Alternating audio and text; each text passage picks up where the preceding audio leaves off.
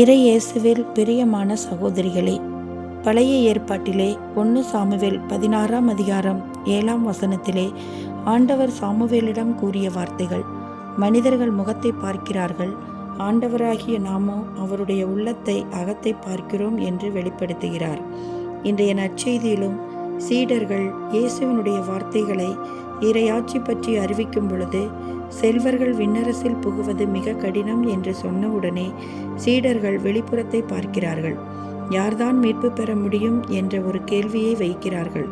ஆனால் இயேசுவின் சீடர்கள் உலக பார்வையில் அல்ல, மாறாக உள்ளத்தின் பார்வை, ஆன்மாவின் பார்வை கொண்டிருக்க வேண்டும் என்பதை உணர்த்துகிறார்.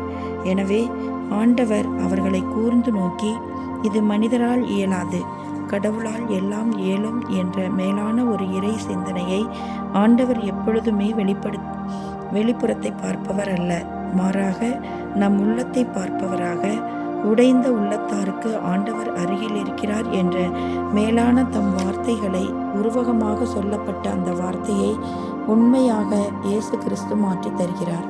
எனவே பிரியமானவர்களே, இன்று நாம் சீடத்துவ வாழ்க்கையில் இருக்கிறோம் என்றால் வெளிப்புறத்தில் அல்ல, என் உட்புறத்திலே நானும் என் ஆண்டவரும் எவ்வாறு உறவாடுகிறோம் என்பதை ஆழமாக தியானிக்க இன்றைய இறைவார்த்தை பகிர்வு நமக்கு உதவுகிறது. ஆண்டவர் எவ்வாறு அந்த உள்ளத்தை கண்ணோக்குகிறார்?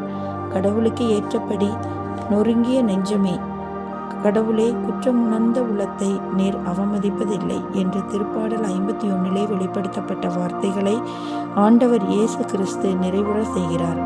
எனவேதான் ஆண்டவர் உமக்கு இன்னும் ஒன்று குறைவுபடுகிறது என்று திருச்சட்ட அறிஞர் தன்னை பின்பற்ற வந்த அறிஞரை பார்த்து, மறைநூல் அறிஞரை பார்த்து வெளிப்படுத்துகிறார். ஆனால் அவனோ சொத்து ஏராளமாய் இருந்ததால் அந்த வார்த்தையை ஏற்றுக்கொள்ளவில்லை. ஆனால் ஆண்டவர் உள்ளத்தை பார்க்கிறார். 2 சொப்பக்காசு போட்ட அந்த ஏழை கைம்பெண்ணின் காணிக்கையை பார்க்கிறார், உள்ளத்தை பார்க்கிறார். தன்னிடம் இருப்பதையே அவள் இறைவனுக்காக கொடுக்கிறாள்.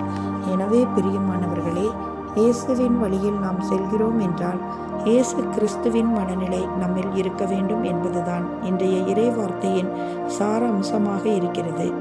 பிலிப்பியர் 2 இறைவார்த்தை 5 வெளிப்படுத்தப்பட்டிருக்கிறது. கிறிஸ்துவின் மனநிலை உங்களில் இருப்பதால், நான் இயேசுவுக்கு சீடத்துவ வாழ்க்கையில் நான் வாழ்ந்து வருகிறேன் என்றால், இறைவனுடைய மேலான நன்மைத்தனத்திலே, அவருடைய மனநிலையிலே நாம் உருவாக வேண்டும். இயேசுவின் வழி கிறிஸ்துவின் இறை தந்தையினுடைய வழியாக இருக்கிறது. எனவே அதை நாம் ஏற்றுக்கொண்டோம் என்றால் இயேசு நமக்காக யாவற்றையும் செய்திடுவார். எனவே அவர் வழி செல்வோம், அவர் மனநிலையில் செல்வோம். இவ்வுலகில் இருப்பவை காட்டிலும் எனக்குள் இருப்பவர் பெரியவர் என்ற மேலான நன்மைத்தனத்தில் நாம் வாழ இறைவனிடத்திலே இந்த நாளுக்காக வேண்டுவோம். ஆமேன்.